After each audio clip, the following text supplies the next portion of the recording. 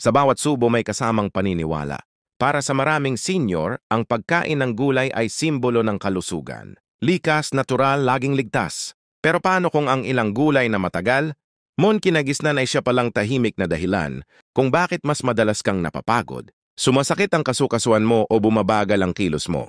Ito ang hindi laging pinag-uusapan dahil sa kulturang Pilipino, halos sagrado ang gulay pero sa pagtanda, nagbabago ang katawan. Humihina ang resistensya, dumadalas ang alta presyon, rayuma, diabetes, at ang ilang gulay o gulay mismo ay may taglay na sangkap na maaaring makasama sa katawan ng isang senyor. Hindi ito pananakot. Ito ay kaalaman. Sa video nating ito, ilalantad natin ang 7 gulay na maaaring hindi mo alam ay unti-unting sumisira sa katawan mo. Hindi dahil bawal sila para sa lahat, kundi dahil may mga kondisyon at edad kung kailan ang isang simpleng dahon o bunga ay pwedeng magdulot ng pananakit, pamamaga o pagbagsak ng enerhiya. At kung iniisip mong matagal ko na unong kinakain, bakit ngayon lang ako nagkakaganito? Baka ito na ang tamang oras para magsimulang magtanong. Hindi lahat ng nakasanayan ay ligtas. Hindi lahat ng natural ay walang epekto. Ang layunin ng video na ito ay hindi lang basta magbawal, kundi bigyan ka ng malinaw na dahilan para saan, kanino at kailan dapat umiwas. Dahil ang tamang kaalaman sa edad natin ngayon ay hindi na option. Isa na itong panangga. Kaya kung gusto mong manatiling makalakad ng may lakas, makaisip ng malinaw at mabuhay ng may kalidad, simulan mo muna sa pagkain. Sa bawat kagat may epekto. At kung handa kang makinig, baka dito mo matuklasan kung anong gulay ang hindi mo na dapat isama sa plato mo simula bukas. Hindi ito simpleng listahan. Isa itong pagbubunyag para sa katawan mo, para sa sarili mo, para sa mga taong umaasa pa ring makasama ka sa mas mahaba pang panahon. Ngayon, simulan na natin. Una, talong. Si Mang Ernesto, 60 anyos, ay dating mekaniko. Matibay ang katawan, bihira magkasakit. Pero nitong mga huling taon, halos buwan-buwan siyang nagrereklamo ng pananakit ng tuhod, paninigas ng balikat at pagkamanhid ng mga kamay. Hindi niya mawari kung bakit. Lalo na't aktibo pa rin naman siya at kumakain ng marami. Lalo na ng paborito niyang ulam, tortang talong. Ang talong ay isang gulay na may taglay na solanine, isang natural na kemikal na karaniwang matatagpuan sa nightshade family ng mga gulay. Ang solanine ay kilalang maaaring magdulot ng pamamaga sa katawan lalo na sa mga taong may arthritis, joint pain o nerve sensitivity. Kapag regular itong kinokonsumo ng isang senior na may ganyang kondisyon, unti-unti nitong pinapalala ang pananakit ng kasukasuan at paninigas ng kalamnan. Kaya ang akala mong healthy na ulam ay maaaring tahimik palang nagpapalala ng rayuma o pananakit ng katawan. Ayon sa ilang pag-aaral, ang talong ay may mga compound na nagpapahina sa kalusugan ng neuromuscular coordination. Ibig sabihin ang koneksyon sa pagitan ng isip at gal, panganib ng pagkadapa o pagbagsak. Hindi lang ito pisikal, may emosyonal ding epekto. Tulad ni Mang Ernesto, unti-unti siyang nawalan ng gana. Hindi dahil sa edad, kundi dahil sa pakiramdam ng kawalan ng kontrol sa sarili niyang katawan. Pero ang totoo, bahagi nito ay maaaring sanhi ang paborito niyang gulay. Ngunit mahalagang linawin, hindi lahat ng tao ay agad naaapektuhan ng solanine. Kung ikaw ay walang kasaysayan ng rayuma, walang problema sa joints at hindi nakakaranas ng pananakit o pamamaga, maaaring hindi naman ito magkaroon ng direktang epekto sa'yo lalo na kung paminsan-minsan lang itong kinakain at hindi araw-araw. Gayunpaman, para sa mga may edad at pataas na may kasamang kondisyon gaya ng arthritis, nerve inflammation o chronic joint pain, ang talong ay dapat iwasan o limitahan. Kung hindi kaya talagang bitawan, siguraduhing maayos ang pagkakaluto nito. At hindi sinasabayan ng iba pang nightshade vegetables, tulad ng kamatis at patatas sa isang kainan. Ang tunay na kalaban ay hindi ang talong, mismo kundi ang kawalan ng kaalaman kung kailan ito nagiging mapanganib. Kaya't kung nararamdaman mong may paulit-ulit na pananakit, baka panahon na para suriin, hindi lang ang gamot mo kundi pati ang nasa plato mo araw-araw. Ikalawa, lunsyang bell pepper. Ang lunsyang bell pepper ay karaniwang itinuturing na masustansya. Sariwa ito, malutong at madalas, kasama sa mga ulam ng mga senior dahil sa taglay nitong bitamina at kulay. Ngunit sa kabila ng kanyang kaakit-akit na anyo, may isa itong katangian na madalas hindi nabibigyang pansin. Mataas ito sa lectins, isang uri ng protina na maaaring makapinsala sa lining ng bituka. Kapag mataas ang lectin sa isang pagkain, Maaari nitong guluhin ang natural na pagsipsip ng nutrients sa katawan. Sa mga matatanda na mas manipis na ang bituka, mas mahina ang resistensya at may kasaysayan ng arthritis, irritable bowel syndrome, IBS o inflammatory conditions. Ang lectins ay pwedeng magdulot ng low-grade na pamamaga. Hindi ito agad-agad nararamdaman, pero unti-unting nagpapalala ng mga stomas gaya ng paninigas ng kasukasuan, panlalambot ng kalamnan at panghihina. Sa mga idadaan na pupataas, madalas inaakalang normal lang ang ganitong pakiramdam. Pero sa katotohanan, ito ay maaaring senyales na ang karaniwang gulay sa kapagkainan ay hindi pala akma sa kondisyon ng katawan. Ang hindi alam ng marami ang mga maliliit na reaksyon sa katawan, gaya ng bahagyang pananakit ng tiyan, bloating o pagiging madaling mapagod ay pwedeng konektado sa kinakaing gulay. Dagdag pa, rito, ang luntiang bell pepper ay kabilang sa night-sided family tulad ng talong, kamatis at patatas, mga gulay na may potensyal na magdulot ng inflammation sa katawan. Sa mga taong may rayuma, gout o alta presyon, ang panloob na pamamaga ay maaaring magpahina sa daloy ng dugo sa mga binti at kamay, magdulot ng pamamanhid o kawalan ng balanse sa paglalakad. Sa mga umiinom ng gamot para sa alta presyon o sakit sa kasukasuan, dapat ding bigyang pansin kun. Minsan ang ugat ay hindi gamot kundi pagkain, pero mahalagang linawin, hindi lahat ng senior ay kailangang umiwa sa green bell pepper.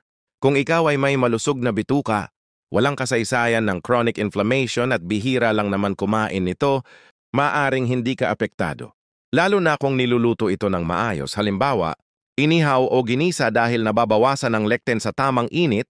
Gayunpaman, para sa mga matatanda na may iniindang sakit sa kasukasuan, tiyan o may history ng autoimmune diseases, mas makabubuting iwasan o limitahan ito. Mas mainam na piliin ang mga pulang bell pepper. Dahil bukod sa mas mababa ang lectin, mas mataas pa ang antioxidants nito. Minsan ang iniisip nating colorful and healthy ay maaaring hindi pala para sa ating katawan. Hindi lahat ng makulay ay ligtas at hindi lahat ng gulay ay dapat kasama sa plato ng bawat senyor. Ikatlo, puting patatas. Ang puting patatas ay isa sa mga pinakakaraniwang pagkain sa mga hapag ng Pilipino. Pinirito, ginisa, ginawang mashed o nilaga, paborito ng marami lalo na ng mga senior. Ngunit sa kabila ng pagiging staple food, may tinataglay itong panganib na hindi alam ng nakararami ang pagiging mataas sa glycemic index. Ang glycemic index ay sukatan kung gaano kabilis nagpapataas ng blood, sugar ang isang pagkain. Ang puting patatas ay kabilang sa mga gulay na mabilis nagpapataas ng glucose sa dugo. Para sa mga matatandang may diabetes, insulin resistance or high blood pressure, ang madalas at maraming pagkain ng patatas ay maaaring magpalala ng kondisyon kapag bigla ang tumaas ang blood sugar na pupuwersa ang pancreas sa paggawa ng insulin. Sa edad na 60 taon kung saan bumabagal na ang metabolismo, ang ganitong stress ay maaaring magdulot ng pagod, pananakit ng ulo, panginginig at pagkalabo ng isip. At higit sa lahat, unti-unti nitong sinisira ang mga ugat na nagbibigay ng nutrisyon sa mga paa at kamay na maaaring humantong sa pamamanhid, panghihina o pagbagal ng paggaling ng sugat. Ayon sa mga eksperto, ang sobrang pagkonsumo ng high giyaya ng puting patatas ay konektado rin sa atherosclerosis o paninigas ng mga ugat. Doon isang kondisyon kung saan nawawala ang elasticity ng mga daluyan ng dugo na humahantong sa hirap sa sirkulasyon. Sa senior years, ito ang nagiging dahilan ng biglaang pagkahilo, pagbagsak at matagal na paggaling ng mga simpleng pinsala. Ngunit hindi lahat ng senior ay kailangang umiwas ng tuluyan. Kung ikaw ay may kontroladong blood sugar, aktibo sa pangangatawan at bihira lamang kumain ng patatas, lalo na kung ito ay nilaga at walang kasamang mantika, maaaring hindi ito magdulot ng malubhang epekto. Ang susi ay moderasyon at tamang paghahanda. Gayunpaman kung napapansin mong mas madaling mapagod, may madalas na pamamanhid sa paa o kamay o bumabagal, ang paggaling ng simpleng galos, baka oras na para tanungin ang sarili. Ilang beses sa isang linggo akong kumakain ng puting patatas. Hindi natin sinasabing masama ito sa lahat. Pero sa edad nating ito, ang maliit, mga unang bahagi ng video na ito i-comment mo sa ibaba ang salitang ingat sa gulay. Bilang paalala na may mga pagkaing akala natin ay ligtas pero tahimik palang sumisira. Ika-4, okra. Si Aling Remedios ay 7 taon. Mabait, masayahin at kilalang laging may dalang gulay mula sa likod bahay. Isa sa kanyang paborito ay ang okra. Pinasingawan tuwing umaga isinasawsaw sa bagong at minsan ginagawang bahagi ng sabaw. Pero nitong mga huli, napansin niyang palagi siyang nakakaramdam ng pananakit sa tagiliran, pagkahilo at kakaibang kirot sa bandang ibaba ng likod. Akala niya ay simpleng pagod lang, pero nang magpa-check up siya, may nakitang bato sa bato. Ang okra bagamat kilalang mayaman sa fiber at bitamina ay mataas din sa oxalates. Natural na compound na kapag sobra sa katawan ay maaaring magdulot ng kidney stones. Para sa mga senior na may mahinang bato, umiinom ng maintenance meds or may kasaysayan ng urinary tract infection, ang sobrang okra ay maaaring magdulot ng paglala ng kondisyon. Sa una hindi mo mararamdaman. Pero habang araw-araw mong inuulam ito, lalo na kung hilaw o kulang sa luto, ang oxalates ay unti-unting naiipon, nakakabigat sa bato, nakakairita sa tiyan, at sa ilang ng pagkakataon, maaaring magdulot ng pananakit, pagsusuka o maging pagkahilo, tulad ng naranasan ni Aling Remedios. Ayon sa ilang pag-aaral, ang labis na intake ng oxalates ay hindi lamang nakaapekto sa bato kundi pati na rin sa nutrient absorption. Kapag napinsala ang lining ng tiyan dahil sa sobrang exposure dito, maaring bumaba ang kakayahan ng katawan na sumipsip ng calcium at iron, dalawang mahalagang elemento sa senior health. Sa ilang kaso may mga senior na dumaranas ng pagkaramdam ng mabigat na tiyan, bloating o kabag kahit walang mali sa kinakain. Ngunit sa pagsusuri, lumalabas na ito palay dulot ng maliliit na pagbabago sa bituka na resulta ng paulit-ulit na oxalate exposure mula sa gulay tulad ng okra. Pero hindi ito ibig sabihin ay masama ang okra sa lahat. Kung ikaw ay may malusog na kidney, maayos ang hydration at hindi naman araw-araw kumakain ng okra, maaring hindi ito makaapekto lalo na kung niluluto ito ng tama at hindi hilaw. Ang pagpapakulo o pagpapasingaw ay napatunayang nakakabawas ng oxalate content ng gulay. Kung ikaw ay senior na umiinom ng maintenance para sa bato, may history ng kidney stones o laging kulang sa tubig, mas makabubuting iwasan ng labis na okra. O kaya'y kumonsulta muna bago ito isama bilang pangaraw-araw na pagkain. Tandaan kahit natural ang isang bagay, kung sobra o hindi naaayon sa kondisyon mo pwedeng magdulot ng pinsala. Ang malungkot sa kaso ni Aling Remedios, sa sobrang pagmamahal niya sa gulay, hindi niya namalayang ang sariling itinanim. Niya pala ang naging sanhi ng kanyang iniinda, ikalima dahon ng gabi. Maraming Pilipino ang sanay sa dahon ng gabi, bilang pangunahing sahog sa mga putahe, gaya ng laing malinamnam, malasa at kilalang bahagi ng kulturang Bicolano. Ngunit sa likod ng pagkaing ito ay may microscopic na kristal na kapag hilaw o kulang sa luto ay maaaring magdulot ng pangangati sa bibig, lalamunan at sikmura. Para sa mga matatanda, ang simpleng iritasyon ay maaaring humantong sa matinding discomfort, panunuyo ng lalamunan, pag-ubo at sa ilang kaso maging pagkahilo at pagsusuka. Sa mga senior na may mahinang digestion or hypersensitive na lalamunan, ang pagkain ng hindi maayos na nilutong, gabi leaves ay maaaring mag-trigger ng allergic-like reaction. Minsan ito ay nagmumukhang sipon, ubo o kabag pero ang ugat pala'y mula sa kinain. Ang hindi alam ng ilan ang pinagmumula ng araw-araw na kati. O plema ay maaaring mula sa maling preparasyon ng gulay. Bukod pa rito, ang ilang senior ay may kakulangan sa stoma acid na kailangan upang maproseso ang complex fibers ng gabi leaves. Kapag hindi natunaw ng maayos, maanda rin itong magdulot ng kabag, pananakit ng tiyan at panghihina. Ito ang dahilan kung bakit may mga matatanda na pagkatapos, kumain ng laing ay nakakaramdam ng hindi maipaliwanag na discomfort o bigla ang pagsusuka. Mahalagang tandaan, ang dahon ng gabi ay hindi masama kung maayos ang pagkakaluto. Ang pagkulo sa mataas na init ng sapat na tagal, minimum 45 minuto, ay mahalaga upang ma-neutralize ang mga irritating compounds. Sa ganitong paraan, ligtas itong kainin at nananatiling masustansya. Kung ikaw ay senyor na may kasaysayan ng asthma, acid reflux o irritable na lalamunan, mas mainam na iwasan ang pagkaing may gabi leaves. Kung hindi ka sigurado sa pagkakaluto nito, ang alternatibo, gumamit ng dahon ng kamote o kangkong na mas banayad at walang calcium oxalate risk. Sa ilang ulat, may mga kaso ng senior na hindi lamang nagkairitasyon sa bibig, kundi na ospital pa dahil sa labis na pananakit ng sikmura at pagsusuka matapos kumain ng laing na hilaw o kulang sa pagkakakulo. Ito ay isang paalala na hindi sapat ang simpleng pagpapakulo ng ilang minuto. Kailangan ng tamang proseso. May ilan ding senior na allergic pala sa gabi leaves. Ngunit dahil hindi ito agad lumalabas, patuloy nilang kinokonsumo ito hanggang sa dumating ang araw na ang simpleng gulay ay magdulot ng emergency. Sa edad na ang taas, mas mabagal ang recovery kaya't mas mainam na mag-ingat kaysa magsisi. Ang gulay kahit masustansya ay hindi basta-bastang ligtas para sa lahat. Ang paraan ng pagluluto ay kasing halaga ng sangkap. At sa edad na ito ang simpleng katisa, lalaman na ay maaring senyales na may dapat nang baguhin sa plato mo. Ikanin mo po. Ang upo o bottle gourd ay isa sa mga pinakakaraniwang gulay sa mga lutuing Pilipino. Madalas itong kasama sa mga sabaw, ginisa at sinigang.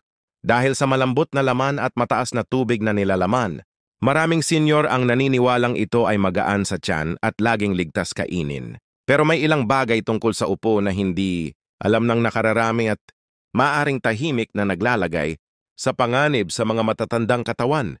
Ayon sa ilang medical literature, ang upo ay may posibilidad na maglabas ng toxin sa ilalim ng maling kondisyo, tinatawag na cucurbitacins ay maaaring magdulot ng matinding pagsusuka, pagkahilo at sa ilang matinding kaso, dehydration o low blood pressure. May mga naiulat na kaso sa India at ilang bahagi ng Asia kung saan ang upo juice na karaniwang iniinom para sa cleansing ay nagdulot ng malubhang abdominal pain, pagkalito at pagkakolaps. Bagamat bihira, ito'y hindi dapat isang tabi lalo na para sa mga senior na may kasaysayan ng hypotension o madalas na pagkahilo. Bukod sa lason, ang upo ay kilala ring may diuretic effect. Ibig sabihin, pinapabilis nito ang paghihi at maaaring magdulot ng fluid loss sa katawan. Para sa mga senior na umiinom ng gamot para sa high blood o may maintenance para sa puso, ang diuretic na epekto ng upo ay maaaring magpababa pa lalo ng blood pressure na posibleng magresulta sa hilo, panlalabo ng mata o bigla ang kahinaan. Dagdag pa rito, ang sobrang pagkain ng upo ay maaaring magdulot ng electrolyte imbalance. Sa mga edad 60 na pataas, kung saan mas mabagal ang regulasyon ng katawan, ito ay delikado. Kapag bumaba ang sodium o potassium levels, maaaring magdulot ito ng leg cramps, palpitasyon at panghihina ng kalamnan. Pero gaya ng ibang gulay, hindi lahat ay kailangang umiwas. Kung ikaw ay may normal na blood pressure, hindi diabetic at may maayos na hydration, maaaring kumain ng upo sa tamang dami. Mas ligtas kung ito ay niluto at hindi kinain ng hilaw. At higit sa lahat, iwasan ng mga overripe o may mapait na lasa. Ito ang senyales na naglalabas na ito ng cucurbitacins. Para sa mga senior na may iniyang sakit sa bato, puso o madalas na pagkahilo, mainam na kumonsulta muna bago gawing regular na parte ng pagkain ng upo. Hindi porke gulay ay ligtas at hindi rin porke magaan sa tiyan ay walang epekto sa katawan.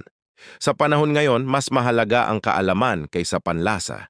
At kung isa ka sa mga naniniwalang tamang impormasyon ay kayang magligtas, baka panahon na para makasama ka sa mas marami pa naming kaalaman. Kaya kung gusto mong manatiling updated sa mga ganitong kaalaman para sa kalusugan ng mga senior, mag-subscribe ka na sa aming channel. Isang simpleng pindot lang pero maaaring ito ang dahilan kung bakit may isang taong may iwas sa panganib. Ikapito, Toy Mongo Sprouts. Maraming naniniwala na ang toge o mongo sprouts ay simbolo ng kalinisan at kalusugan. Mura, madaling lutuin at masustansya raw. Pero sa likod ng maliliit na usbong na ito ay may nakatagong panganib, lalo na para sa mga matatanda. Kung itoge ay isa sa mga gulay na madaling dapuan ng bakterya habang tumutubo dahil ito ay tumutubo sa mamasa-masa at mainit na kondisyon. Paborito ito ng bakterya gaya ng E. coli, Salmonella at Listeria. Kapag hindi tama ang paghugas o pagluluto, maaari itong magdulot ng matinding food poisoning na para sa mga senior ay hindi basta-basta lang nasakit sa tiyan. Isang umaga, si Ken, 76 na anyos ay nag-almusal ng ginisang tuge na binili sa palengke. Matapos ang ilang oras siya ay nakaramdam ng matinding pananakit ng tiyan. Ang dahilan at pinaniniwalaang mula ito sa kontaminadong toge. Hindi ito bihirang kwento. Ayon sa ilang ulat sa Asia at Amerika, ang mga sprout gaya ng toge ay regular na nasasangkot sa foodborne illness outbreaks. Sa mga kabataan, ang ganitong sakit ay kayang lampasan. Pero sa senior citizens, kung saan mahina na ang immune system, ang isang simpleng bakterya ay maaaring maging sanhi ng matinding dehydration, pagbaba ng presyon at komplikasyon sa bato. Bukod sa panganib sa bakterya, ang hilaw na toge ay maaari ring magdala ng digestive issues. Sa mga senior na may problema sa tiyan, ulcer o mahina ang atay, ang toge ay maaaring magdulot ng kabag, Pananakit ng tiyan at paninigas ng dumi kung hindi luto ng husto. Paano ito maiwasan? Una, huwag kakain ng hilaw na tuge. Lutuin ito ng mabuti sa sapat na init. Pangalawa, siguraduhing sariwa ang pinanggalingan. Iwasan ang binili sa palengke na nakatiwang lang sa bilaw. Pangatlo, kung ikaw ay may iniindang sakit gaya ng diabetes o chronic digestive condition, mas mabuting iwasan ang tuge kung hindi ka sigurado sa paghahanda nito. Kung malakas pa ang katawan mo at kampante kang maayos ang paghugas at pagluluto, maaaring ligtas pa rin ito para sa'yo. Ngunit sa senior years kung saan ang kahit anong maliliit na pagkakamali sa